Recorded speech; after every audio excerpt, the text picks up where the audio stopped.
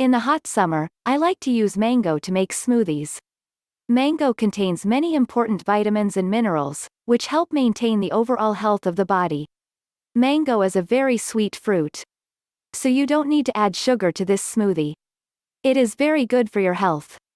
Ginger is filled with antioxidants, stimulates digestion and circulation, cleanses the body of toxins and free radicals, has mega anti-inflammatory properties, lowers blood sugar and cholesterol.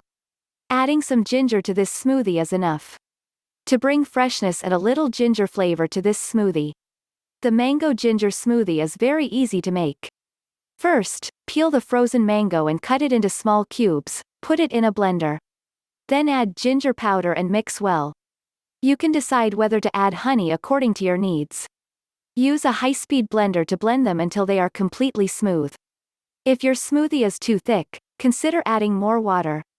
If you like milk, you can also use low-fat milk instead of water. Want to get the mango ginger smoothie recipe? Click the link in the description below.